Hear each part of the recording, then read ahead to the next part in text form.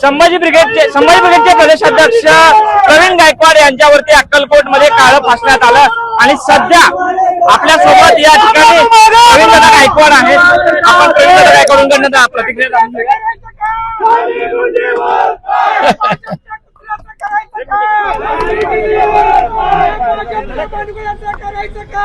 राजकीय दबाव आहे का? बोलण्यास घाबरताय? राजकीय दबाव आहे का?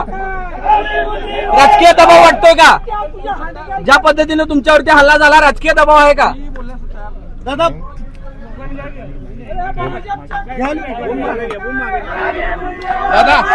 दादा तुम्ही दादा प्रेशर आहे का तुम्हाला? काही राजकीय प्रेशर आहे का? राजकीय प्रेशर आहे का? डोळे देखील लाल झालेले आहे, तुमच्या डोळ्यात देखील जखम झाल्याचं दिसून येत आहे.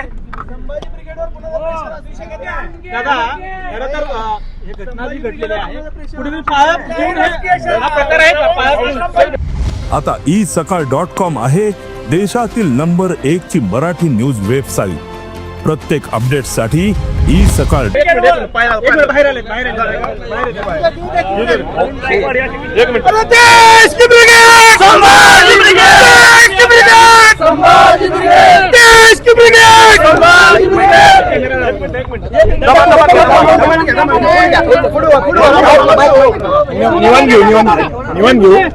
निवान घेऊ आपण. नाही असं घेऊ. कुठेतरी पाळत ठेवून हा सर्व प्रकार केलेला आहे का? वेल प्लॅन्टेड हा सगळा प्रकार आहे का? काय वाटतंय? शिव धर्म प्रतिष्ठान याचे संस्थापक अध्यक्ष दीपक काटे आणि त्यांच्या सहकार्यांनी अक्कलकोट येथे जन्मेजय राजे भोसले यांचा सन्मान माझ्या हस्ते होता. डॉक्टर शिवरत्न शेटे त्याचे प्रमुख होते आणि या चांगल्या कार्यक्रमाच्या निमित्ताने मी अक्कलकोटला गेलो होतो.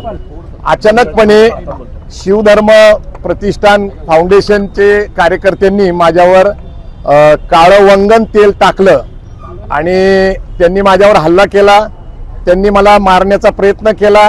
ही गोष्ट खरी आहे, परंतु ही जी विचारधारा आहे ही विचारधारा तुम्हाला आठवत असेल की डॉक्टर पानसरेंचा खून झाला, डॉक्टर कलबुर्गेंचा खून झाला, डॉक्टर दाभोळकरांचा खून झाला, डॉक्टर गौरी लंकेशचा खून झाला.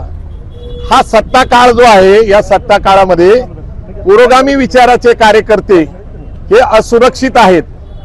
कधी कधी पक्ष फोडले जातात, पक्षांनंतर मग कार्यकर्ते फोडण्याचा प्रयत्न केला जातो आणि मग त्यांच्यासारखं कुठलीही गोष्ट करता नाही आली. एक सत्य विचारसरणीने आम्ही काम करतो.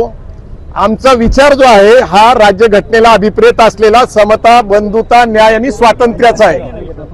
या देशामध्ये मानवता प्रस्थापित झाली पाहिजे याच्यासाठी संभाजी ब्रिगेडचं काम चालू आहे आणि ते चालू राहणार आहे. परंतु दुर्दैवाने काही गैरसमज पसरवले जातात सामाजिक संघटनेबद्दल आणि मग अशा हिंदुत्ववादी विचारसरणीचे कार्यकर्ते माझ्यासारख्यावर हल्ला केला. मी याचा निषेध करणार नाही, पण एक निश्चित सांगतो की ज्यांनी पण हे घडवून आणले ही शेवटाची सुरुवात आहे एवढं मी निश्चित सांगतो. संभाजी ब्रिगेडचा इतिहास सगळ्यांना माहीत आहे. संभाजी ब्रिगेडचं उत्तर देण्याची पद्धत माहीत आहे आणि राज्यकर्त्यांमध्ये मुख्यतः मुख्यमंत्री देवेंद्र फडणवीस हे गृहमंत्री आहेत आणि ज्यावेळेस आम्ही या कार्यक्रमाला पोहोचतो त्यावेळेस कुठल्याही प्रकारची पोलीस यंत्रणा एवढ्या महत्वाच्या ठिकाणी नाहीये आणि अशा वेळेस मला असं वाटतं की जाणीवपूर्वक पोलीस यंत्रणा तिथं नव्हती का? काही ठरवून षडयंत्र घडलं होतं का? माझ्या जीविताला धोका होता का?